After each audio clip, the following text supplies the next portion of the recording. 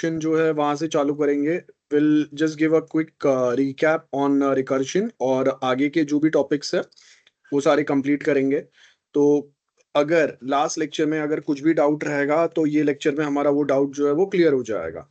तो we are starting with recursion. Okay, तो if I just say recursion, क्या क्या चीजें हम लोगों को यहाँ पे याद रखना है। तो फर्स्ट पॉइंट यहाँ पे मैं लिखूंगा कि हमें रिकर्शन में पता क्या होना चाहिए बेसिकली। तो क्या क्या चीजें हम लोग यहाँ पे समझने वाले हैं ना, वो अभी हम लोग बात करेंगे। So if I just right here, पहला है, पहला हम लोग जो समझेंगे कि व्हाट इज रिकर्शन।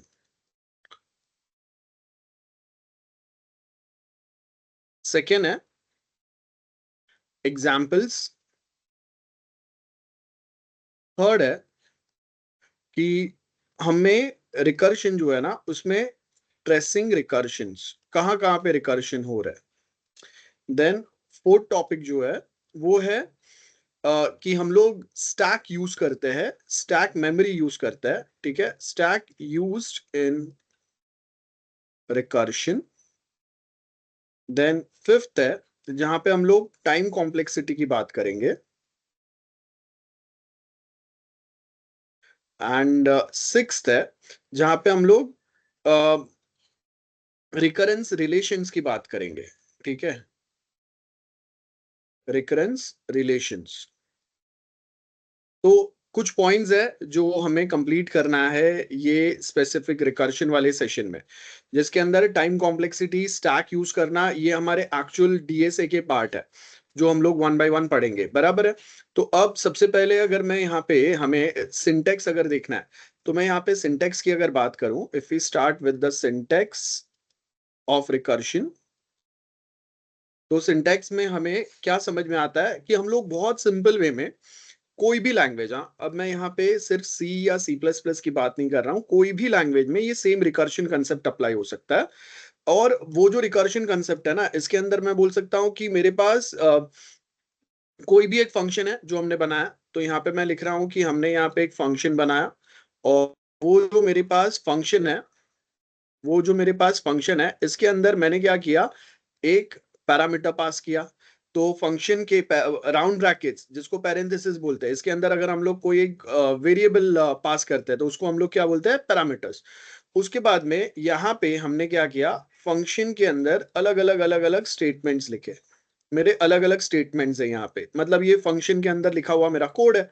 और उसके बाद अब मैं क्या करूंगा, मैं यहाँ पे मेन फंक्शन बनाऊंगा, और मेन फंक्शन के अंदर मैं अलग अलग मेरे कोड लिखूंगा, ठीक है।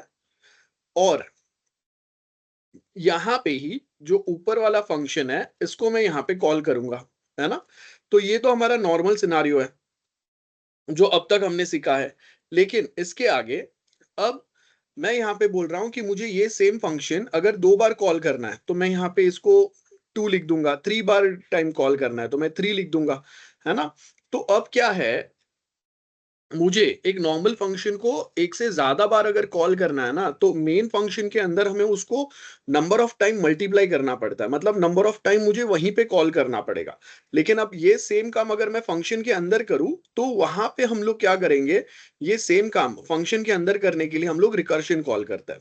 मतलब समझो कि मुझे कैलकुलेटर फंक्शन है या एक कैश विड्रॉवल फंक्शन है, ठीक है। तो अब मुझे क्या चाहिए, मैं एटीएम पे गया, एटीएम पे जब मैं जा रहा हूं तो एटीएम पे मुझे, मैंने कार्ड स्वाइप किया, अब मुझे पैसा विड्रॉ करना है, मनी ट्रांजैक्शन करना है वहीं से, या फिर मुझे मिनी स्टेटमेंट चाहिए। तो मैं क्या करूंगा, एक बार मेरा कार्ड स्वाइप करने के बाद में आई सिलेक्ट ऑप्शन, अब वो ऑप्शन सिलेक्ट किया, मेरा ट्रांजैक्शन कंप्लीट हुआ, उसके बाद रिकर्शन कॉल होगा, वापस वो सेम एटीएम फंक्शन जो है वो कॉल होगा, जो वापस पूछेगा कि are we done with the transaction, या वापस और कुछ करना है ना। तो ऐसे मल्टीपल जगह पे हमारा सेम काम जो है वो चलता है। तो यहाँ पे भी इसी के लिए हमें रिकर्शन कॉल करने की जरूरत है। मैं अगर कहीं पे ऑनलाइन मैं कोई टिकट बुकिंग या कुछ करता हूं, तो वो एप्स आपको क्या करते हैं, एक बार आपने बुक किया तो वापस आपको रिमाइंड कराएंगे, और कोई बुकिंग करना है और कुछ उस पे काम करना है, तो कहीं ना कहीं हम लोग वहीं पे वही कोई ना कोई फंक्शंस जो है वो लूप में कॉल करते रहते हैं, 2 3 बार 4 बार, है ना। तो अब ऐसे ही सेम काम मैंने यहाँ पे नॉर्मली हमें क्या देखा कि कोई एक नॉर्मल फंक्शन जो रिकर्शन फंक्शन नहीं है उसको अगर मुझे कॉल करना है ना, तो मुझे मेन फंक्शन के अंदर उसको मल्टीप्लाई करना पड़ेगा। मतलब अगर मैं 2 से मल्टीप्लाई कर रहा हूँ तो वो फंक्शन 2 बार कॉल होगा या 2 बार एग्जीक्यूट होगा, उसका रिजल्ट 2 बार मेरे मुझे मिलेगा, 3 बार मिलेगा, 4 बार मिलेगा। लेकिन अब मुझे अगर उसको कोई एक स्पेसिफिक नंबर ऑफ टाइम अगर कॉल करना है, कोई एक स्पेसिफिक कंडीशन पे, तो वो मैं यहाँ पे नहीं कर सकता। तो वो टाइम पे हम लोग क्या करते हैं, वो टाइम पे मैं यहाँ पे मेरा जो फंक्शन है इसका डेटा टाइप लिख दूंगा, उसके आगे मैं फंक्शन का नाम लिखूंगा, उसके अंदर उसके पैरामीटर्स में डालूंगा, बराबर है। और इसके अंदर मेरा कोड आ जाएगा। अब कोड जो आएगा ना, इसके अंदर सबसे इंपॉर्टेंट रहता है कि हम लोग यहाँ पे बेस कंडीशन डालते हैं। बेस कंडीशन का मतलब है कि ये कंडीशन जब तक सेटिस्फाई होगा, इफ कंडीशन में, इफ में लिखा हुआ मेरा कंडीशन जब तक ट्रू होगा तब तक हम लोग क्या करेंगे, यहाँ पे कुछ स्टेटमेंट होगा और यहाँ पे हमने सेम फंक्शन वापस कॉल किया हुआ है विद पैरामीटर एंड सो ऐसा कुछ रहेगा। तो अब क्या होगा, जब तक ये बेस कंडीशन मेरा फॉल्स नहीं होता है तब तक मैंने यहाँ पे लिखा हुआ कंडीशन जो है वो बार बार एग्जीक्यूट होते रहेगा। ठीक है। अब इसका एग्जाम्पल भी हमने समझा था, तो इसका एग्जाम्पल कैसे हो सकता है, मैं यहाँ पे अब एक्चुअल कोड लिखता हूं। तो मेरा जो कोड है इसके अंदर अगर हम लोग देखेंगे, मैं यहाँ पे लिखता हूं मेरा code void function int n, मैंने एक पैरामीटर बेसिकली पास किया है यहाँ पे। और यहाँ पे मैं लिखूंगा if n is greater than 0, जब तक n वैल्यू n का वो ग्रेटर देन 0 है तब तक हम लोग यहाँ पे क्या कर रहे हैं, हम लोग प्रिंट एफ करेंगे %d और n का वैल्यू। तो यहाँ पे हम लोग क्या करेंगे, n का वैल्यू प्रिंट करते जाएंगे, है ना। और उसके साथ में अब देखो मैंने यहाँ पे ये सेम फंक्शन को यहाँ पे कॉल किया और इसके अंदर मैं क्या लिख रहा हूँ, n-1। मतलब मैंने पैरामीटर को जो भी वैल्यू मैं दूंगा, हर बार ये कोड एग्जीक्यूट होने के बाद में पैरामीटर का वैल्यू 1 से माइनस हो जाएगा। अगर ये लाइन में अगर नहीं लिखता हूं ना, तो मेरा प्रोग्राम जो है वो इनफाइनाइट लूप में चलेगा, वो कभी खत्म ही नहीं होगा। तो इसके लिए मुझे n का वैल्यू -1 करना जरूरी है, सो दैट कोई एक पॉइंट पे जाके वो मेरा प्रोग्राम एंड हो जाए। अब ये होने के बाद में ये हमारा फंक्शन बन गया। अब ये फंक्शन को हम लोग मेन फंक्शन के अंदर कॉल करेंगे। तो यहाँ पे मैं क्या लिखूंगा, वॉइड मेन, बराबर है। और वो वॉइड मेन के अंदर मैं यहाँ पे पहले तो इंट x इक्वल टू 3 करूंगा, एक वेरिएबल मैंने डिफाइन किया, है ना। और उसके बाद अब मैं क्या करूंगा, ये जो ऊपर वाला मेरा फंक्शन है fun वाला, ये फंक्शन को मैं यहाँ पे कॉल करूंगा। देखो मैंने यहाँ पे कॉल किया फंक्शन ब्रैकेट x। तो अब मेरा जो x है इसके अंदर वैल्यू क्या है, 3 है। तो ये जो पैरामीटर है ना, ये पैरामीटर को, ये जो पैरामीटर है, ये पैरामीटर को क्या हुआ, ये वेरिएबल के अंदर का वैल्यू असाइन हो गया। तो अब बेसिकली पैटर्न क्या चलेगा, अब यहाँ पे मेरा पैटर्न चलेगा कि पहले मैंने यहाँ पे ये वैल्यू पास किया, तो अब उसके बाद में यहाँ पे मैं ये फंक्शन कॉल कर रहा हूँ, है ना। यहाँ पे मेरा फंक्शन कॉलिंग है, मतलब मैं ऊपर वाला जो फंक्शन है इसको हम लोग कॉल कर रहे हैं। यहाँ पे ये मेरा मेन खत्म होता है। तो अब क्या होगा, वो ऊपर जाएगा और x के अंदर का वैल्यू जो है 3 वो यहाँ पे असाइन होगा। तो मेरे फंक्शन में n का वैल्यू क्या असाइन हुआ, 3। तो यहाँ पे मुझे फंक्शन में असाइन हुआ 3। उसके बाद में यहाँ पे वो चेक करेगा is 3 greater than 0 if condition में, बराबर है। तो इफ दिस इज ट्रू, तो वो फिर क्या करेगा, 3 को प्रिंट करेगा। तो यहाँ पे प्रिंट क्या होगा, मेरा आउटपुट 3 प्रिंट होगा। फिर वो नीचे आएगा और उसने फिर क्या किया, फंक्शन के अंदर n का वैल्यू 3 है तो 3-1 कर दिया। तो 3-1 मतलब यहाँ पे वैल्यू क्या आ जाएगा, 2 आ जाएगा। फिर वापस वो ऊपर जाएगा, है ना। अभी तक इफ खत्म नहीं हुआ है, जब तक ये लूप एंड नहीं होता तब तक इफ खत्म नहीं होगा। वापस वो ऊपर जाएगा इफ कंडीशन में, अब चेक करेगा 2 इज ग्रेटर देन 0, यस। तो वापस क्या प्रिंट करेगा, 3 के जगह पे अभी 2 प्रिंट करेगा। वापस नीचे आएगा 2-1 होगा, तो अब यहाँ पे वैल्यू क्या हो गया, 1। वापस ऊपर जाएगा 1 इज ग्रेटर देन 0, यस। तो फिर वापस आएगा और n का वैल्यू प्रिंट करेगा। तो अभी n का वैल्यू क्या है, 1 है, तो 1 प्रिंट किया उसने। फिर वापस नीचे आएगा, 1 में से -1 होगा ये वाला, बराबर है। तो 1-1 क्या हो जाएगा, 0। 0 इज ग्रेटर देन 0, नो। तो वहां पे मेरा कोड खत्म हो गया। तो यहाँ पे हमने क्या सीखा, एक सेम फंक्शन खुद को बार बार कॉल करता है, उसको रिकर्शन फंक्शन बोलता है, बराबर है। और यही हमारा सबसे इजी वाला पार्ट था। और इसी को अगर हम देखेंगे, इसी को अगर हमने प्रॉपर वे में अगर लिखना है, ये जो भी मैंने बताया, तो इसको हम लोग कैसे लिख सकते हैं। मैंने यहाँ पे सबसे पहले क्या किया, मैंने फंक्शन कॉल किया। फंक्शन कॉल किया तो उसका वैल्यू मैंने क्या पास किया, x का वैल्यू 3 पास किया। है ना? तो उसके बाद में पहला मेरा n का वैल्यू 3 है, तो यहाँ पे ये 3 प्रिंट करेगा। उसके बाद में फंक्शन में क्या होगा, 3 माइनस 1 होगा, 3 माइनस 1 क्या हो गया, 2 हो गया। तो अब क्या होगा, 2 प्रिंट करेगा, फिर वापस ये सेम फंक्शन कॉल होगा और वो टाइम पे वापस n माइनस 1 होगा, तो n माइनस 1 1 हो गया। और यहाँ पे वो क्या करेगा, अब वो यहाँ पे 1 प्रिंट करेगा और उसके बाद में ये फंक्शन का वैल्यू क्या हो गया, 0 हो गया। 0 हो गया तो अभी यहाँ पे ये फंक्शन जो है वो स्टॉप हो जाएगा, है ना? अभी एग्जीक्यूट नहीं होगा। सिंपल है, क्लियर है? तो हमारा आउटपुट जो यहाँ पे आएगा वो आएगा 3 2 1। That's easy. अब इसको चाहिए मैं वो हिसाब से लिख सकता हूँ। दूसरा पॉइंट, अब यहाँ पे दो पैटर्न होता है। ओके, एक तो ये हमारा ये वाला पार्ट हो गया। दूसरा दूसरा हम लोग यहाँ पे मैं अगर कोई एक फंक्शन को कोई एक फंक्शन को अगर मैं क्या कर रहा हूं, मैंने कोई एक फंक्शन को अगर पहले कॉल किया बाद में कॉल किया, उसके अकॉर्डिंगली मेरा आउटपुट जो है वो भी चेंज हो सकता है। ठीक है, मैं आपको एक्सप्लेन करता हूं। तो यहाँ पे ये केस में मेरा जो आउटपुट आएगा, समझो यहाँ पे मेरा आउटपुट जो आएगा वो क्या आएगा, 3 2 1 आएगा। ठीक है, अब मुझे आउटपुट अगर 1 2 3 चाहिए तो उसके लिए क्या चेंजेस करने पड़ेंगे, उसके लिए मैं वापस यहाँ पे अगर आपको कोड बताऊं तो मेरा चेंज क्या होगा कोड में। यहाँ पे मैं लिखूंगा वॉइड मेरा फंक्शन, और यहाँ पे मैं इसको फंक्शन 2 बोल देता हूं और उसके अंदर मेरा सेम एक पैरामीटर होगा इंट n नाम का। इसके आगे मैं अगेन यहाँ पे चेक करूंगा if n is greater than 0। तो यहाँ पे हम लोग क्या करेंगे, अब यहाँ पे ध्यान देना, यहाँ पे मेरा फर्स्ट लाइन जो होगा ना उसके अंदर मैं क्या करूंगा, I will call the function 2 और उसके अंदर मैं n माइनस 1 करूंगा। ठीक है, और उसके बाद में मैं यहाँ पे करूंगा प्रिंट f। ओके, और यहाँ पे मैं लिख दूंगा %d एंड n। ठीक है, ये इतना मैंने किया, चेंज क्या किया ध्यान से समझो। और इसके बाद में अब मैं यहाँ पे लिखता हूँ void main। यहाँ पे ये मेरा रिकर्शन फंक्शन यहाँ पे खत्म होता है, उसको अब मैं कॉल कर रहा हूँ मेन फंक्शन के अंदर। और मेन फंक्शन के अंदर मैं वापस यहाँ पे करूंगा int x equal to 3। Then यहाँ पे मैं लिखूंगा फंक्शन 2 इनटू, यहाँ पे मैं x पास करूंगा। तो मतलब वापस मेरा ये जो पैरामीटर है, n पैरामीटर है, इसको वैल्यू क्या असाइन हुआ, 3 असाइन हुआ x के अंदर का जो वैल्यू है। बराबर है। अब वापस हम लोग यहाँ पे आते हैं, यहाँ पे आके इसका एग्जीक्यूशन समझते हैं। तो अब जब अगर हम लोग इसका एग्जीक्यूशन समझेंगे तो यहाँ पे होगा क्या, ध्यान से समझो। यहाँ पे ये पॉइंट पे होगा क्या, तो मैंने यहाँ पे सबसे पहले क्या किया, मैंने यहाँ पे फंक्शन 2 कॉल किया जिसके अंदर स्टार्ट में वैल्यू क्या है, 3 है ना? अब याद रखो, पहले हम लोग फंक्शन कॉल कर रहे हैं बाद में प्रिंट कर रहे हैं, समझो ध्यान से समझो। पहले हम लोग फंक्शन कॉल कर रहे हैं बाद में प्रिंट कर रहे हैं, तो ये फंक्शन कॉल हुआ जिसके अंदर वैल्यू 3 है।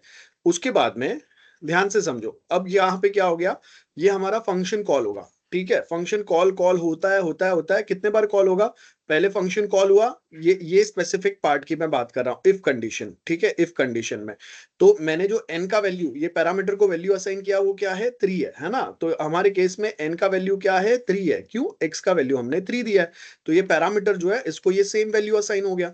तो अब पहले मेरा फंक्शन जो है उसमें जो मेरा पैरामीटर है उसको वैल्यू 3 असाइन हुआ। अब इसके बाद में हम लोग यहाँ पे आए 3 इज ग्रेटर देन 0, यस, वापस फंक्शन कॉल करेंगे। ध्यान दो यहाँ पे वापस फर्स्ट लाइन क्या लिखा है, वापस फंक्शन कॉल करो। तो क्या होगा, वापस फंक्शन कॉल होगा और n माइनस 1 हो जाएगा। तो n माइनस 1 में क्या होगा, 3 माइनस 1 कितना होगा, 2 हो जाएगा। फिर वापस फंक्शन कॉल हुआ, देन 2 माइनस 1 कितना हो जाएगा, 1 हो जाएगा। वापस फंक्शन कॉल हुआ, 1 माइनस 1 कितना होगा, 0 होगा। तो जैसे ही 1 माइनस 1 0 हो गया, यहाँ पे मेरा फंक्शन एग्जीक्यूशन स्टॉप हो जाएगा, इसके आगे मेरा फंक्शन एग्जीक्यूट नहीं करेगा। और यहाँ पे ये जो आउटपुट प्रिंट होना है, यहाँ पे आउटपुट क्या है, 3 2 1, है ना? और लास्ट वाला तो आपका आउटपुट आना नहीं है। तो अब जब हम लोग इसको प्रिंट करेंगे ना, तो प्रिंट करने पे आपको ये प्रोग्राम का आउटपुट मिलेगा 1 2 एंड 3, ऐसे आपको आउटपुट मिलेगा इसका। ये आउटपुट आपको डिफरेंस क्या समझ में आया, अगर मैंने फंक्शन को प्रिंट के पहले कॉल किया तो मेरा आउटपुट जो है ना वो रिवर्स हो रहा है, और प्रिंट के बाद में अगर मैं फंक्शन कॉल कर रहा हूं तो मेरा आउटपुट चेंज हो रहा है। क्यों, बिकॉज पहले यहाँ पे फंक्शन कॉल होगा, उसका वैल्यू रिड्यूस रिड्यूस रिड्यूस होगा और लास्ट में वो बाद में वो प्रिंट हो रहा है। ठीक है? तो जब मेरा फंक्शन जो है रिकर्शन फंक्शन जो है वो खत्म होगा, उसके बाद आउटपुट प्रिंट होगा उसका जो रहेगा। और पहले वाले में, ये वाले में हमने क्या देखा, ये वाले के अंदर पहले प्रिंट हो रहा था, बाद में फंक्शन का वैल्यू जो है ना -1 हो रहा था। ठीक है? इसको हम लोग एक बार ट्राई करके देखते हैं। एक बार यहाँ पे हम लोग देख लेंगे कि ये चीजें वर्क कैसे करेंगे। ठीक है? तो यहाँ पे ये यहाँ तक जो भी मैंने बोला, अच्छा अभी आप मुझे बताओ यहाँ तक मैंने जो भी बोला वो क्लियर है सबको? पक्का क्लियर है सबको? Girls reply quick quick, yes no?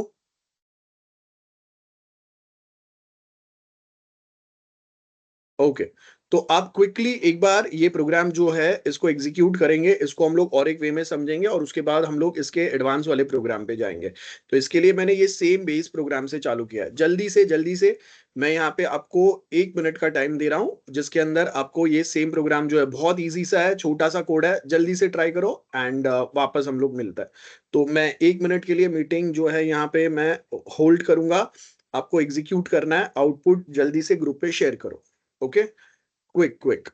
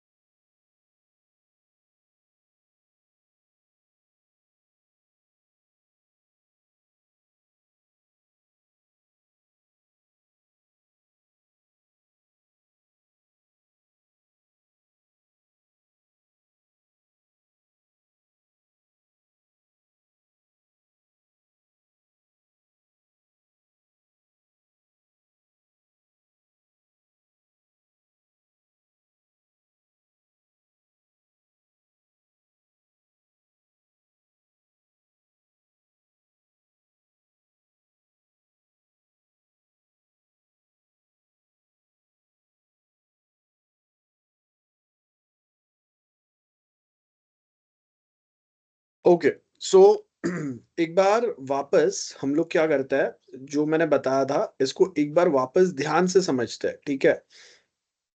थोड़ा कुछ जो कन्फ्यूजन रहेगा 1 2 3 एंड 3 2 1 क्यों आ रहा है, ये चीज़ को हम लोग एक बार वापस समझते हैं, ठीक है? ध्यान से समझना। ये वाला जो स्टेटमेंट है, ओके? ध्यान से समझना, so that there should not be any confusion. अब 3 2 1 और 1 2 3 मेरा आउटपुट क्यों आ रहा है? यहाँ पे क्या हो रहा है? पहले हमारा प्रिंट स्टेटमेंट कॉल हो रहा है, ये पहला है और बाद में फंक्शन है, बराबर है? ये वाले में ये हो रहा है और सेकंड वाला जो है इसके अंदर क्या हो रहा है? पहले फंक्शन रिकर्सिव फंक्शन कॉल हो रहा है, बाद में प्रिंट हो रहा है, बराबर है? तो अब समझो यहाँ पे क्या होगा? यहाँ पे हम लोग एक एग्जांपल लेते हैं। Focus very carefully, okay? तो लेट्स इमेजिन कि मेरे पास यहाँ पे ऐसे 3 रूम है और हर एक रूम में यहाँ पे मेरे पास एक बल्ब है, ठीक है? यहाँ पे ये बल्ब है, यहाँ पे ये बल्ब है। 1 2 3। अब ये 3 रूम है और मैंने यहाँ पे आपको क्या बोला है? पहले मैंने बोला यहाँ पे, मैं ये जो प्रिंट है ना, इसके जगह पे मैं लिख रहा हूँ, मैंने यहाँ पे लिखा गो टू नेक्स्ट रूम, ठीक है? Go to next room and then मैं यहाँ पे लिखूँगा switch on sorry switch on bulb. तो मेरा फर्स्ट स्टेटमेंट, ये सेकंड स्टेटमेंट है। फर्स्ट स्टेटमेंट क्या है? गो टू नेक्स्ट रूम, है ना? तो अब ये जो पर्सन यहाँ पे है, वो पर्सन क्या करेगा? वो यहाँ पे आएगा, उसको क्या स्टेटमेंट मिलेगा? Go to next room. तो वो यहाँ से जाएगा यहाँ पे, फिर यहाँ पे आएगा वापस, उसको स्टेटमेंट क्या मिलेगा? Go to next room. तो वो यहाँ पे आएगा, बराबर है? अब इसके बाद वापस उसको स्टेटमेंट मिलेगा गो टू नेक्स्ट रूम, लेकिन इसके आगे कोई रूम तो है नहीं, 3 के आगे खत्म हो गया, है ना? तो अब वो क्या करेगा? अब वो रिटर्न आएगा। तो जब रिटर्न आएगा तो उसको क्या पता चला कि नेक्स्ट रूम में लास्ट रूम तक पहुंचने के बाद में क्या करना है? बल्ब स्विच ऑन करना है। तो अब वो क्या करेगा? अभी वो फिलहाल रूम नंबर 3 पे है, तो क्या करेगा? यहाँ का बल्ब ऑन करेगा। तो सबसे पहले कौन सा बल्ब ऑन होगा? 3। फिर वो आगे रिटर्न आएगा, अब कौन सा बल्ब टर्न ऑन होगा? 2। और उसके बाद वो वापस बाहर आएगा, अब कौन सा बल्ब बेसिकली ऑन होगा? 1। तो इसके लिए हमारा जो आउटपुट आ रहा है वो क्या आ रहा है? 3 2 1। क्यों? बिकॉज पहले हमने क्या किया? Print print print. तो मैं बेसिकली क्या प्रिंट करने का ट्राई कर रहा हूं? मैं यहाँ पे ये जो स्पेसिफिक पॉइंट है, यहाँ पे मैंने एक स्टेटमेंट डाल दिया जिसके अंदर मैं क्या बोल रहा हूँ? Go to next room next room next room, है ना? तो मैं सिंपली आपको आगे आगे आगे आगे धकेल रहा हूँ। रिकर्शन जो है वो बाद में कॉल हो रहा है आगे आगे आगे, है ना?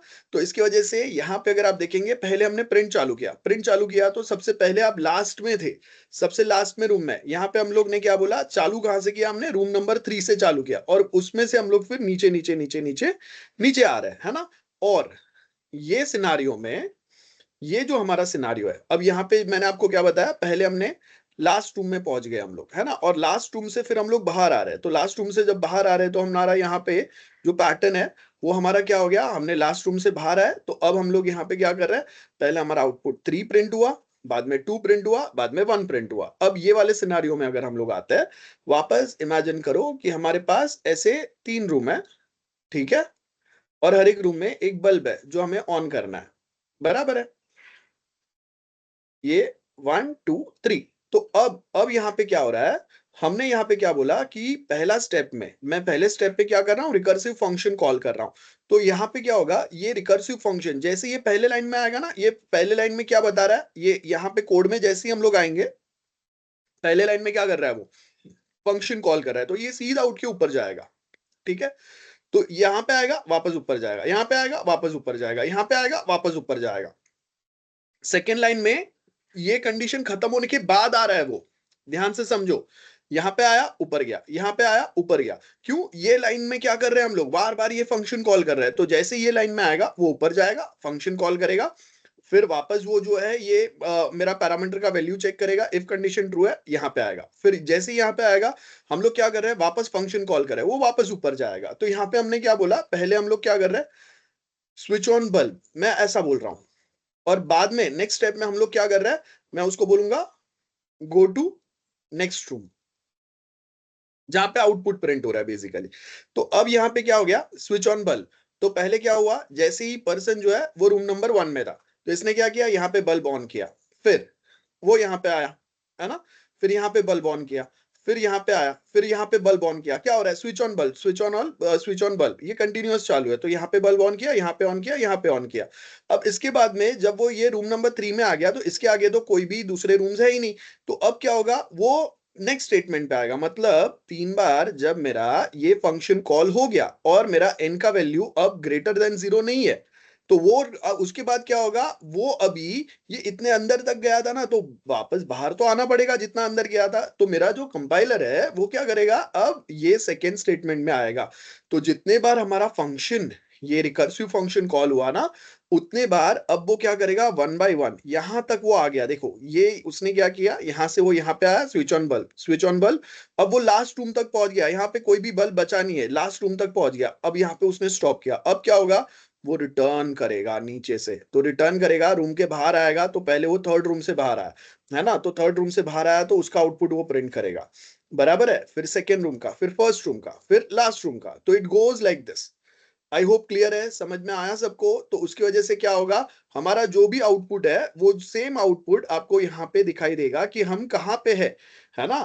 तो अगर मैं बेसिकली कहाँ पे हूँ, उसके अकॉर्डिंगली क्या होगा, हमारा जो आउटपुट है वो आउटपुट बेसिकली प्रिंट होते जाएगा। तो अब हम लोग यहाँ पे अगर बात करेंगे 1 2 3, तो यहाँ पे अगर आप देखेंगे, मैं एकदम लास्ट रूम तक आ गया हूँ, बराबर है।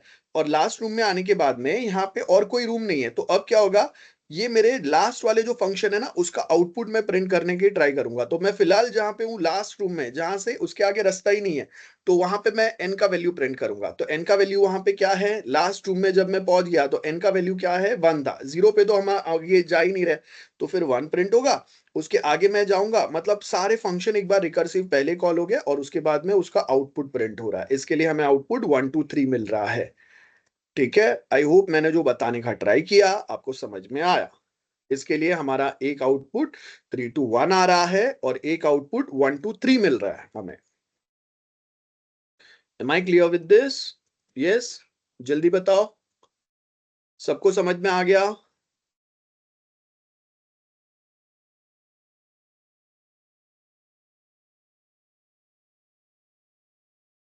ओके,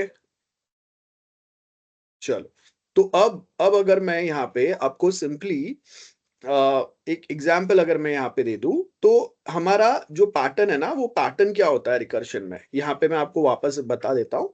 तो जब अगर हम लोग रिकर्शन की बात करते हैं, तो रिकर्शन में ये सेम कोड पे ही हम लोग बात करेंगे बेसिकली। तो यहाँ पे अगर मैं बात कर रहा हूँ, मेरे पास वॉइड फंक्शन है, तो जो हमने ऊपर देखा वही सेम फंक्शन। और यहाँ पे मेरे पास पैरामीटर है, और ये पैरामीटर के अंदर मैंने यहाँ पे लिखा है n greater than 0, मेरा बेस कंडीशन है। और इसके बाद अब इसके अंदर मैंने फर्स्ट पॉइंट जो है ना, फर्स्ट स्टेटमेंट मैंने यहाँ पे लिखा जहां पे मैं कॉलिंग करूंगा, और सेकेंड स्टेटमेंट लिखा जहां पे मैं बेसिकली फंक्शन n-1 करेगा। एंड थर्ड में मैं यहाँ पे लिखूंगा कि हम लोग रिटर्न कर रहे हैं, तो रिटर्निंग फ्रॉम द रूम, वो सेम वाला कंसेप्ट, ठीक है। तो अब यहाँ पे अगर आप देखेंगे, तो अगर मैं यहाँ पे बोल रहा हूँ कि मैं रिटर्न कर रहा हूँ, लेकिन अगर मेरा n का वैल्यू अगर 3 था, तो यहाँ पे क्या होगा, n-1 into 3 into 2। तो बेसिकली क्या होगा, यहाँ पे अगर मुझे ये फंक्शन को 3 बार कॉल करना है, तो यहाँ पे उतने बार वो मल्टीप्लाई होगा। बेसिकली n का वैल्यू अगर 3 है, तो यहाँ पे क्या होगा, n-1, और उसके आगे जितने बार मैं कॉल करते जाऊंगा उतने बार ये मल्टीप्लाई होगा। मतलब अगर 3 बार फंक्शन कॉल कर रहा है तो इंटू 3 हो गया, 2 बार ये फंक्शन अगर कॉल होगा तो इंटू 2 हो गया। तो अगर मेरा कोड में ये जो फंक्शन है वो 3 बार कॉल हो रहा है, तो मैं क्या कर रहा हूँ, यहाँ पे सिंपली मैं समझने के लिए लिख रहा हूँ कि ये फंक्शन जो है इंटू 2 मतलब ये फंक्शन 2 बार कॉल होगा, इंटू 3 मतलब ये फंक्शन 3 बार कॉल होगा। और कॉलिंग जो होता है ना, कॉलिंग याद रखो, कॉलिंग हमारा जो हो रहा है, कॉलिंग हमारा हो रहा है असेंडिंग वे में, और रिटर्निंग जो होगा, रिटर्निंग हमारा होगा डिसेंडिंग वे में। तो एक काम हमारा असेंडिंग वे में हो रहा है, एक काम हमारा डिसेंडिंग वे में हो रहा है, और उसकी वजह से हमारे जो आउटपुट है वो आउटपुट डिफर कर रहा है। एक बार हमारा जो आउटपुट है वो चेंज हो रहा है, दूसरे बार हमारा आउटपुट अगेन चेंज हो रहा है ना। तो ये अगर आप देखेंगे तो यहाँ पे हमने वो ही सेम चीज सीखा है। और दूसरा पॉइंट, जब हमने जब हमने अगर हम लोग बेसिकली बात करते हैं पहले वाला जो पार्ट है हमारा, तो पहले वाला जो हमारा पार्ट है, पहले वाला जो हमने कोड देखा, ये वाला जो हमने कोड देखा पूरा, ये फर्स्ट वाला जिसके अंदर मेरा आउटपुट 3 to 1 आ रहा है। तो ये जो 3 to 1 आउटपुट जो मेरा आ रहा है, अब हम अगर ध्यान से समझेंगे तो हमारे पास जो बेसिकली आउटपुट होता है ना, मतलब जब हमारा फंक्शन कॉल होता है, तो फंक्शन कॉलिंग के अंदर हम क्या कर रहे हैं, वो फंक्शन कॉलिंग में जो आउटपुट हमारा प्रिंट होगा वो मेमोरी के अंदर कैसा प्रिंट होगा, तो मेमोरी के अंदर हमारा जो फंक्शन प्रिंट होगा वो चेंज क्या हो रहा है, वो चेंजेस हो रहा है हमारे। अगर आपको मेमोरी अगर ब्लॉक अगर याद रहेगा, तो मेमोरी ब्लॉक हमारा कैसे होता है, मेमोरी ब्लॉक में यहाँ पे मेरे पास कोड मेमोरी होता है, उसके ऊपर हमारे पास स्टैक होता है, और उसके ऊपर हमारे पास हीप मेमोरी होता है। ठीक है, तो ये सबसे ऊपर मेरे पास हीप मेमोरी है, और ये जो स्टैक मेमोरी है ना, ये स्टैक मेमोरी के अंदर हमारा फंक्शन कॉल जाता है।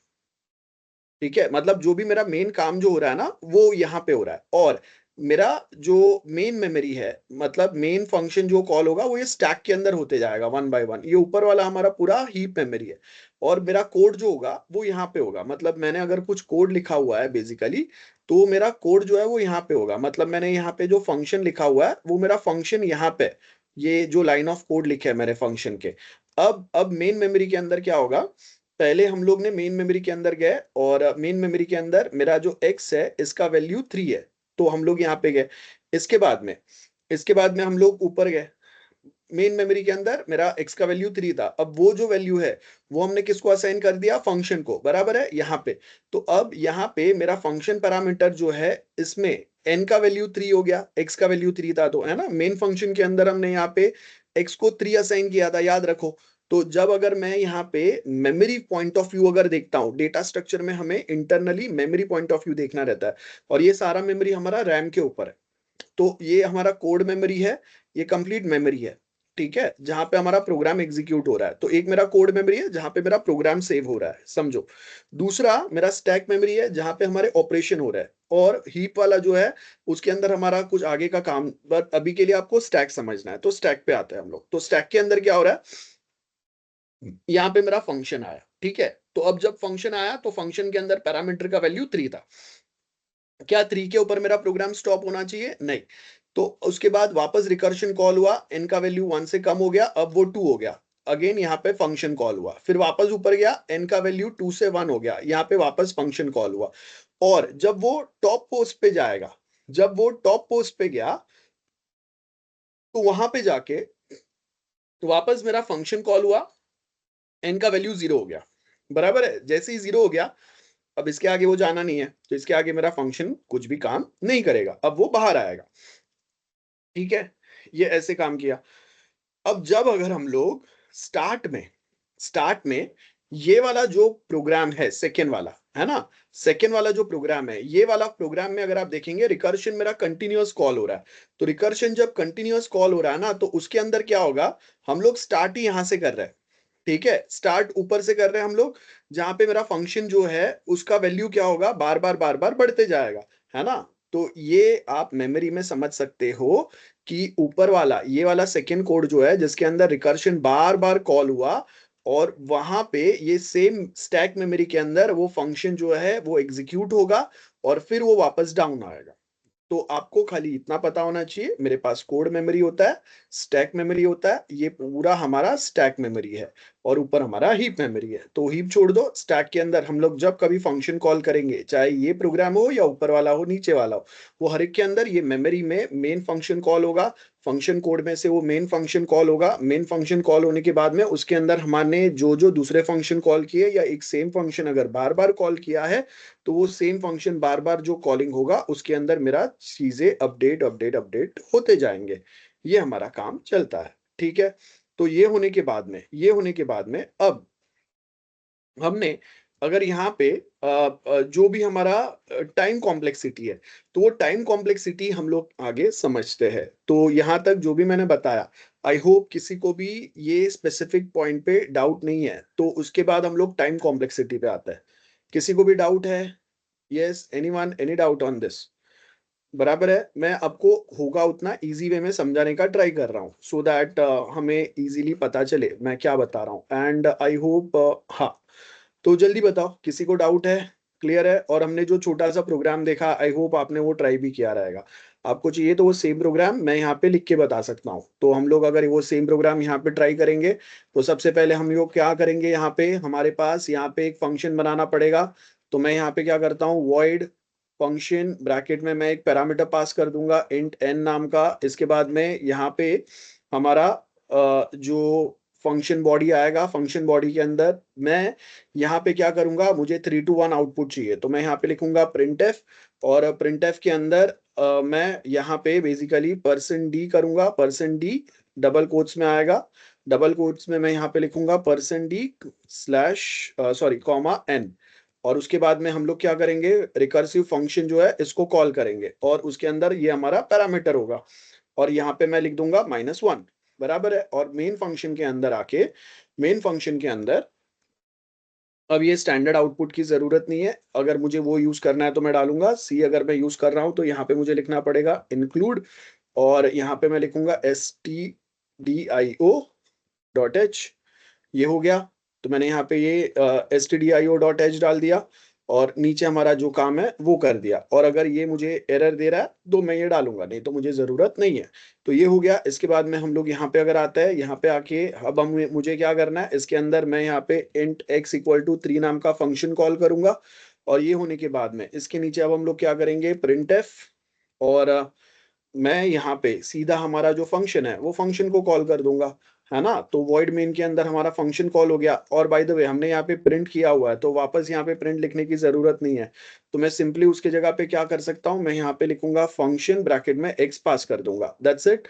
तो अब जब अगर हम लोग इसको रन करेंगे, तो रन करने पे मेरा आउटपुट जो है, अच्छा इनफाइनाइट गया, इनफाइनाइट क्यों जा रहा है, इसको हम लोग स्टॉप कर देते हैं। ठीक है, स्टॉप। तो स्टॉप किया हमने। अच्छा, अब इनफाइनाइट क्यों जा रहा है हमारा आउटपुट, ये यहाँ पे इनफाइनाइट क्यों जा रहा है, x = 3 डाला हमने, फंक्शन कॉल किया, और लास्ट में हम लोग क्या कर रहे हैं, रिटर्न टू 0 कर रहे हैं, है ना। और यहाँ पे हमने इफ कंडीशन नहीं डाला। तो ये दो लाइन अगर मैंने इफ कंडीशन में नहीं डाले, तो मेरा बेस कंडीशन नहीं आया। बेस कंडीशन नहीं आया तो क्या होगा, इनफाइनाइट मेरा कोड जो है वो चालू रहेगा, जो अब भी जस्ट हुआ। तो यहाँ पे हमने ये दो लाइन यहाँ पे पोस्ट कर दिया। तो आप अगर देखोगे, अगर हम लोग इनफाइनाइट कंडीशन अगर देखेंगे, तो यहाँ पे ये चलेगा। बराबर है, ये जो अभी हमने सीखा। और अब अगर मैं ये वाले कोड को बाद में और इसको पहले कर दूं, तो अब हमारा आउटपुट क्या आ जाएगा, 1 2 3 आ जाएगा। सिंपल है। क्यों? जैसे मैंने आपको बताया कि अगर मैं लास्ट में यहाँ पे क्या हो रहा है, ये वाले कोड में क्या हो रहा है, बार बार हम लोग ये फंक्शन पे आएंगे, और यहाँ पे आके हम लोग यहाँ पे आएंगे सबसे पहले, है ना। और उस पे आके हमारा काम क्या हो रहा है, यहाँ पे आके हमारा सबसे पहले काम क्या हो रहा है, सबसे पहले हमारा काम होगा कि हम लोग फंक्शन को कॉल करेंगे। तो जैसे ही मैं ये लाइन पे आऊंगा, ये फंक्शन कॉल कर रहा है ना, ये फंक्शन कॉल कर रहा है, कौन सा, ये वाला। तो वापस हम लोग ऊपर जाएंगे। फिर वापस मैं यहाँ पे आऊंगा, उसके अंदर इफ में आऊंगा, एन का वैल्यू चेक करूंगा, वापस अंदर आऊंगा। जैसे ही वापस अंदर आऊंगा, वापस ये ऊपर जाएगा। तो अब ये बार बार जितने बार ये फंक्शन कॉल करेगा, मैं एक एक रूम में अंदर अंदर अंदर अंदर, next next room next room next room, ऐसे अंदर जा रहा हूँ। और बाद में लास्ट रूम तक पहुंच गया, इसके आगे बाहर आगे और नेक्स्ट रूम जगह नहीं है। तो अब क्या होगा, मैं सारे बल्ब चालू करके 1 by 1 बाहर आऊंगा। तो वो टाइम पे क्या होगा, जितने बार आपने फंक्शन कॉल किया है, हर एक बार मेरा जो कंपाइलर है वो बेसिकली बाहर आने का ट्राई करेगा। तो जितने बार वो बाहर आएगा, जितने बार फंक्शन कॉल हुआ रहेगा रिकर्सिवली, उतने बार ये प्रिंट स्टेटमेंट का आउटपुट वो प्रिंट करते जाएगा, है ना। इसके लिए हमारा आउटपुट यहाँ पे उल्टा आ रहा है, मतलब 1 2 3 आ रहा है। ठीक है। तो ये मैंने जो कोड था हमारा वो लिख के भी बता दिया आपको। Am I clear with this? किसी को भी डाउट है? जल्दी जल्दी बताओ। Am I clear till this point? Anyone, any doubt?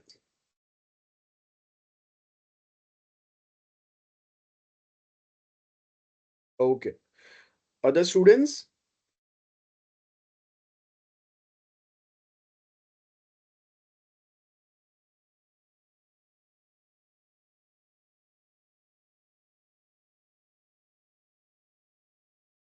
Okay. So I hope there is no doubt. Okay. Now एक कंसेप्ट होता है यहाँ पे इसके अंदर, वो कंसेप्ट को हम लोग बेसिकली बोलते हैं टाइम कॉम्प्लेक्सिटी। अब ये टाइम कॉम्प्लेक्सिटी नाम का चीज़ क्या है? और टाइम कॉम्प्लेक्सिटी का मतलब क्या होता है? अगर सिंपल भाषा में टाइम कॉम्प्लेक्सिटी अगर हम लोग समझे, तो उसका मतलब रहता है कि आपका जो भी कोड रहेगा, आपका जो भी प्रोग्राम रहेगा, वो प्रोग्राम को एग्ज़ीक्यूशन के लिए कितना टाइम की ज़रूरत है, ठीक है? तो अगर मैं यहाँ पे टाइम कॉम्प्लेक्सिटी अगर सिंपल भाषा में बताऊँ, तो टाइम कॉम्प्लेक्सिटी का मतलब है कि मेरा प्रोग्राम को एग्ज़ीक्यूट होने के लिए कितना टाइम की ज़रूरत पड़ेगी और कौन से वे में मेरा प्रोग्राम एग्ज़ीक्यूशन फ़ास्ट हो सकता है, ठीक है? तो यहाँ पे हम लोग अगर टाइम कॉम्प्लेक्सिटी अगर सिंपल भाषा में अगर समझते हैं, तो एक आध एग्ज़ाम्पल मैं बताता हूँ आपको टाइम कॉम्प्लेक्सिटी का। अच्छा किसी ने पहले सुना हुआ है टाइम कॉम्प्लेक्सिटी? Yes, anyone? किसी ने भी टाइम कॉम्प्लेक्सिटी वर्ड पहले सुना है? क्या होता है? बिफोर वी प्रोसीड, किसी को भी पता है?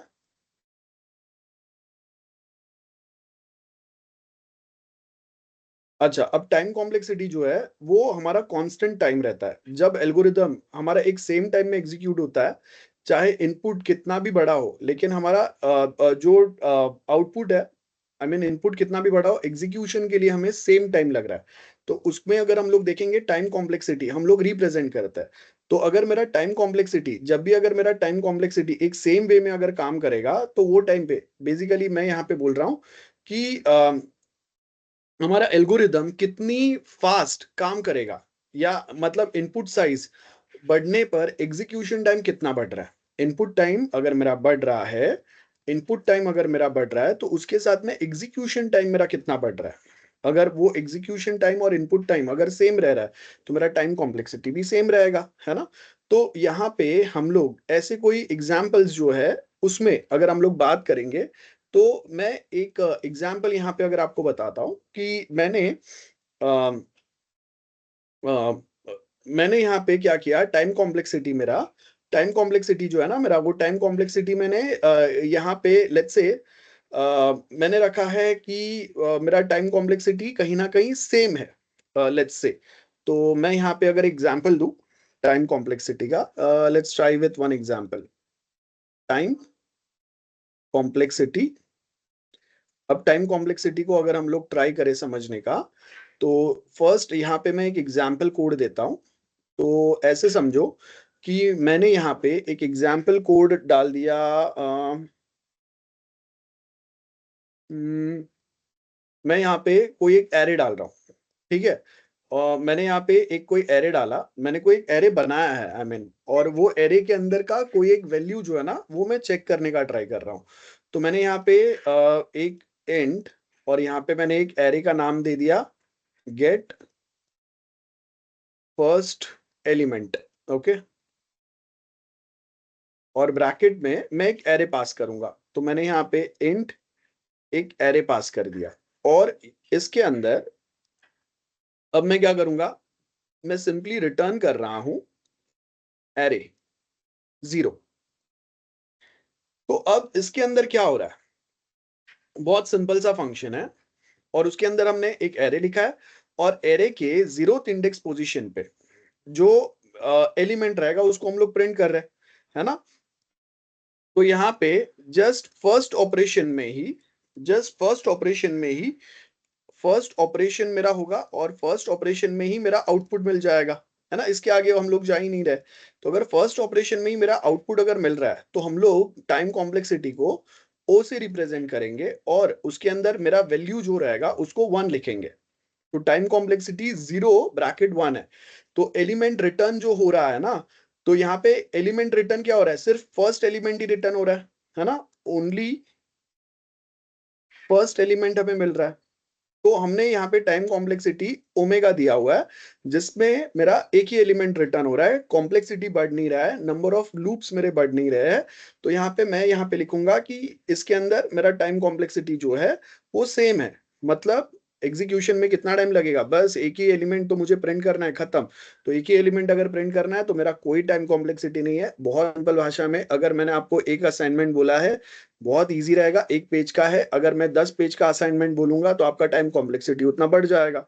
एक पेज का असाइनमेंट कम टाइम में लिखेंगे और जितने नंबर ऑफ पेजेस बढ़ेगा उतना मेरा टाइम कॉम्प्लेक्सिटी या जितना रिक्वायर्ड टाइम है एग्जीक्यूशन होने में उतना वो टाइम बढ़ते जाएगा। यही सिंपल भाषा में टाइम कॉम्प्लेक्सिटी है। तो यहाँ पे मैंने क्या बोला, मेरा और टाइम कॉम्प्लेक्सिटी को मैथमेटिकली, मतलब हमारे यहाँ पे हम लोग उसको ये वे में रिप्रेजेंट करते हैं। तो ये जो ओ ब्रैकेट 1 मैंने लिखा है ना, इसका मतलब मैं यहाँ पे इसको बोलता हूँ कांस्टेंट टाइम। कांस्टेंट टाइम का मतलब है ये इतना ही टाइम लगना है, इससे ज्यादा ये मेरा टाइम होना नहीं है, ठीक है। और उसके बाद में मेरा सेकेंड वे जो रहता है ना, इसके अंदर मैं लिखता हूँ लीनियर टाइम। लीनियर टाइम जहां पे हम लोग ओ ब्रैकेट में एन डालता है। अब ये ओ ब्रैकेट में एन का मतलब क्या है, जब एग्जीक्यूशन टाइम इनपुट साइज के साथ बढ़ता है। इनपुट साइज के साथ बढ़ने का मतलब क्या है, let's take a same function का एग्जांपल। अगर मैं यहाँ पे लिखता हूँ void print array, p small है और यहाँ पे मैं प्रिंट एरे मैंने फंक्शन का नाम दिया। इसके अंदर मैं इंट एक एरे एज अ एलिमेंट पास कर रहा हूं। दूसरा मैंने यहाँ पे एक वेरिएबल पैरामीटर पास किया, तो एक एरे एंड एक सिंपल सा वेरिएबल एज अ पैरामीटर में पास कर रहा हूं। और इसके अंदर मैं अब मैं फॉर लूप लगाऊंगा और यहाँ पे जो n का वैल्यू मिलेगा ना, वो n का वैल्यू मेरा लूप में चलेगा और एरे में से 1 बाय 1 एलिमेंट में प्रिंट करते जाऊंगा, ठीक है। तो यहाँ पे मैं लिखता हूँ int i equal to 0, i for loop कहां तक चलेगा, जब तक i का वैल्यू लेस देन n है और i प्लस प्लस होगा। और इसके बाद में मैं यहाँ पे लिखूंगा सी आउट। जितने बार हम लोग अंदर आएंगे उतने बार एरे के अंदर ith पोजीशन पे जो भी एलिमेंट रहेगा उसको प्रिंट करेंगे और डबल यहाँ पे ब्लैंक स्पेस छोड़ेंगे, तो एक एक एलिमेंट के बाद में स्पेस आते जाएगा। तो अब यहाँ पे क्या होगा, एरे में अगर मेरे 10 एलिमेंट है ना तो 10 बार लूप चलेगा ये। और अगर 1000 एलिमेंट है तो 1000 बार चलेगा। तो अगर 1000 बार चलेगा तो वो टाइम पे क्या होगा, हमारा जो एग्जीक्यूशन टाइम है वो 1000 बार बढ़ जाएगा, है ना। एक एलिमेंट प्रिंट करने में मैं कंप्यूटर को तो ज्यादा टाइम नहीं लगता है, लेकिन अगर मैं बोल रहा हूँ कि मेरा एरे का एक एलिमेंट प्रिंट करने में 1 सेकेंड का टाइम लगता है, तो 10 एलिमेंट प्रिंट करने में कितना टाइम लगेगा, 10 सेकेंड। 100 एलिमेंट प्रिंट करने में कितना टाइम लगेगा, 100 सेकेंड। लेकिन कंप्यूटर के अंदर तो फ्रैक्शंस ऑफ सेकेंड चल रहा है ना। तो अगर मैं बोल रहा हूँ कि एक एलिमेंट प्रिंट करने के लिए, एरे का एक एलिमेंट प्रिंट करने के लिए मुझे 1/10 सेकेंड लग रहा है, तो 10 एलिमेंट प्रिंट करने के लिए पूरा 1 सेकेंड लगेगा। 1000 एलिमेंट प्रिंट करने के लिए उतना टाइम लगेगा। तो क्या होगा, टाइम मल्टीप्लाई होते जाएगा ना। बहुत सिंपल है। अगर मैं बोल रहा हूँ कि आपको लेट्स से आपको 1 किलोमीटर चलना है, तो 1 किलोमीटर अगर चलना है तो 5 मिनट लग रहा है, 10 किलोमीटर चलना है तो 50 मिनट लगेगा। सिंपल है। तो क्या हो गया, टाइम कॉम्प्लेक्सिटी क्या बता रहा है, जितना मेरा काम बढ़ेगा उतना टाइम बढ़ेगा, जितना काम कम होगा उतना टाइम कम होगा। सिंपल है। Any doubt for this, time complexity समझ में आया। तो जैसे जैसे मेरा प्रोग्राम ज्यादा एग्जीक्यूट होगा वैसा टाइम कॉम्प्लेक्सिटी बढ़ेगा, टाइम कॉम्प्लेक्सिटी बढ़ेगा। सिंपल भाषा में यहाँ पे ऊपर तो मैंने क्या बोला, मेरा टाइम कॉम्प्लेक्सिटी ओ ब्रैकेट में 1 है, मतलब क्या है, ये कांस्टेंट है। क्यों, बिकॉज हम लोग ज्यादा कुछ काम ही नहीं कर रहे हैं ना, एरे का फर्स्ट एलिमेंट प्रिंट कर रहे हैं। तो जब कभी अगर खाली मैं एक स्पेसिफिक डिफाइंड काम कर रहा हूं तो मेरा टाइम भी डिफाइंड है, ठीक है। मुझे पता है कि मुझे एक ही पेज असाइनमेंट लिखना है तो मेरा टाइम डिफाइंड है। मुझे पता है कि मुझे एक ही किलोमीटर चलना है तो मेरा टाइम डिफाइंड है।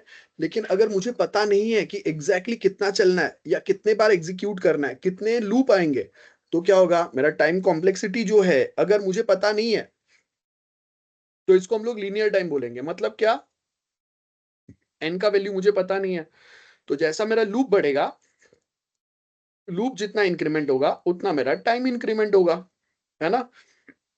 तो जब मुझे एग्जैक्ट टाइम नहीं पता है तो वो टाइम पे हम लोग क्या करेंगे, अगर मुझे टाइम नहीं पता है तो नहीं पता है, तो वो टाइम पे मेरा टाइम कॉम्प्लेक्सिटी क्या होगा, 0 सॉरी ओ ब्रैकेट 3, सॉरी एन, क्योंकि मुझे एग्जैक्टली नहीं पता है कि मेरे पास कितने बार चलेंगे। अच्छा, अब अगर मुझे टाइम कॉम्प्लेक्सिटी रिकर्सिव फंक्शन का अगर फाइंड करना है, अच्छा मैंने अभी तक जो भी बड़बड़ किया आपको समझ में आया? टाइम कॉम्प्लेक्सिटी मतलब मेरा प्रोग्राम कितने बार एग्जीक्यूट होगा, जितने बार एग्जीक्यूट होगा उतने बार मेरा टाइम कॉम्प्लेक्सिटी बढ़ते जाएगा, ठीक है। चलो, हमने जो अभी एग्जाम्पल प्रोग्राम देखा था ना, उसको हम लोग समझते हैं, ठीक है। ये लीनियर और कांस्टेंट, ये टाइम कॉम्प्लेक्सिटी के अंदर ये वाला जो हमने फर्स्ट एग्जाम्पल जो समझा, फर्स्ट एग्जाम्पल था हमारा कांस्टेंट टाइम, ठीक है। ये फर्स्ट एग्जाम्पल था कांस्टेंट टाइम। सेकंड कौन सा था? लीनियर टाइम था, बराबर है। पहला कांस्टेंट टाइम था, दूसरा लीनियर टाइम था। बाकी हम लोग जैसे जैसे आगे जाएंगे वैसे समझते हैं। अभी के लिए ये दो सिंपल याद रखो, इसके आगे और लेगोरिथमिक टाइम रहता है, क्वाड्रेटिक टाइम रहता है, ऐसे बहुत सारे रहता है, लेकिन वो सब अभी हमें नहीं समझना है, वो बाद में समझेंगे। तो फिलहाल के लिए अभी जो मैंने बताया वो याद रखो, और उसके आगे अब समझो ध्यान से। मैं जो नेक्स्ट बता रहा हूँ चीज, okay. Just 1 minute. I got a call. 1 minute.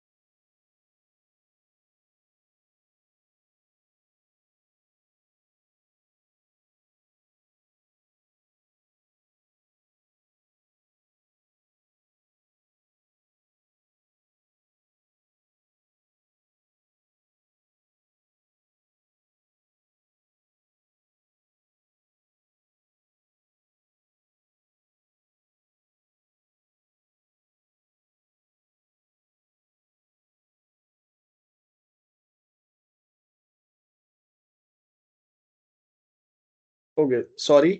सो चलो कंटिन्यू करते हैं। तो अब टाइम कॉम्प्लेक्सिटी एक एक बार में वापस समझते हैं, ठीक है। हमने जो प्रोग्राम किया है वो एग्जाम्पल से समझते हैं, ओके। तो यहाँ पे अब मैं क्या करता हूँ,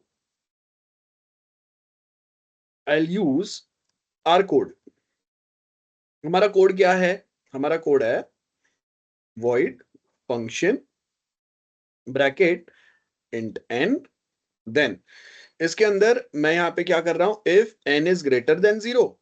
तो यहाँ पे मैं क्या कर रहा हूं, अब ध्यान से देखना, मैं पहले प्रिंट कर रहा हूं, प्रिंट एफ, और इसके अंदर मैं लिखूंगा %d n, एंड देन मैं यहाँ पे लिखूंगा n-1, और बस हो गया। और इसके बाद मैं यहाँ पे लिखता हूँ void main, और void main के अंदर यहाँ पे मैं लिखूंगा int x इक्वल टू 3, और फंक्शन को हम लोग कॉल करेंगे, x पास कर देंगे, खत्म हो गया, बराबर। अब यहाँ पे ध्यान से समझो। तो अब ये जो कोड है मेरा, ये कोड का आउटपुट हमें पता है।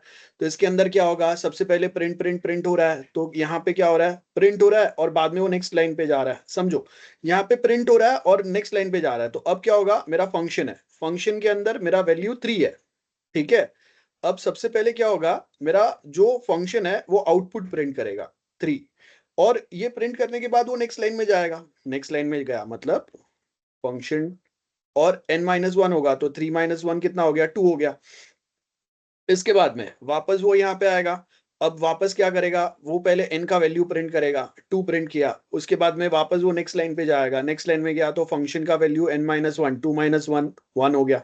फिर वापस उसने 1 प्रिंट किया, फिर वापस वो यहाँ पे आएगा, n-1 हुआ, 1 - 1 क्या हो जाएगा, 0 हो जाएगा। तो अब यहाँ पे जब ये 0 हो गया तो आउटपुट हमारा एग्जीक्यूशन आगे नहीं जाएगा, स्टॉप हो गए हम लोग यहाँ पे, खत्म हो गया हमारा काम, है ना। ये इतना तो हो गया, ये हमें पता है। और इसका जो आउटपुट आएगा वो आउटपुट भी हमें पता है। आउटपुट क्या आना है हमारा, आउटपुट यहाँ पे 3 प्रिंट हुआ, फिर 2 प्रिंट हुआ, फिर 1 प्रिंट हुआ, तो आउटपुट आ गया 3, 2 एंड 1, है ना। अब यहाँ पे अब हम लोग आते हैं टाइम कॉम्प्लेक्सिटी पे। तो अब ध्यान से समझो, मैं यहाँ पे आपको क्या बताने का ट्राई कर रहा हूँ। ये फंक्शन जब 3 प्रिंट करेगा, तो जब 3 प्रिंट कर रहा है तो इसको एग्जीक्यूशन का मेरा उतना ही टाइम लगेगा। सिंपल है, इसमें और कुछ भी नहीं करना है, एक खाली आउटपुट प्रिंट करना है। तो यहाँ पे जब कांस्टेंट टाइम लग रहा है तो मैं टाइम कॉम्प्लेक्सिटी 1 से रिप्रेजेंट कर रहा हूं, ये 1, ये 1, ठीक है। टाइम कॉम्प्लेक्सिटी, हाँ ये टाइम कॉम्प्लेक्सिटी है ये। तो कांस्टेंट टाइम अगर लग रहा है, मुझे फिक्स टाइम पता है कि एक बार फंक्शन एग्जीक्यूट करने का टाइम जो है वो 1 सेकेंड लग रहा है। जस्ट एग्जांपल, यहाँ पे भी ये 1 सेकेंड लग रहा है, यहाँ पे भी ये 1 सेकेंड लग रहा है। तो टोटल 3 बार फंक्शन अगर एग्जीक्यूट होगा तो मेरे 3 टाइम यूनिट्स यूज हो रहा है ना। तो मेरा टाइम यूनिट कितने यूज हुए, 3 टाइम यूनिट्स बेसिकली यूज हुआ। तो यहाँ पे जब मैं अगर यहाँ पे अगर मैं n का वैल्यू अगर बढ़ा दूंगा तो मेरा टाइम कॉम्प्लेक्सिटी कितना रहेगा, n यूनिट्स, है ना। तो अगर मेरा n का वैल्यू 3 है तो मेरा टाइम कॉम्प्लेक्सिटी कितना हुआ, 3 यूनिट्स हुआ। मेरा n का वैल्यू अगर 5 है तो मेरा टाइम कॉम्प्लेक्सिटी कितना होगा, 5 यूनिट्स होगा। मेरा n का वैल्यू अगर 50 है तो मेरा टाइम कॉम्प्लेक्सिटी 50 होगा। तो इसके लिए हम लोग टाइम को जो o से रिप्रेजेंट कर रहा है उसके ब्रैकेट में मैं यहाँ पे लिखूंगा n, बिकॉज n का वैल्यू फ्यूचर में डिसाइड हो रहा है, प्री डिफाइंड नहीं है। तो इसके लिए जितना n बढ़ेगा उतना मेरा टाइम कॉम्प्लेक्सिटी बढ़ेगा। तो यहाँ पे ये कोड जो हमने अभी सीखा, इसका टाइम कॉम्प्लेक्सिटी कितना आएगा, omega bracket n। Time complexity कितना आएगा, o bracket n। Am I clear with this, any doubt for this, समझ में आ गया सबको, बताओ जल्दी से, किसी को भी डाउट है।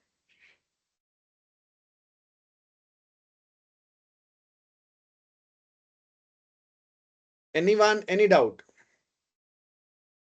तो इसको हम लोग बिगो नोटेशन बोलते हैं, बेसिकली बिगो नोटेशन, ठीक है। क्या बोलेंगे, बिगो नोटेशन।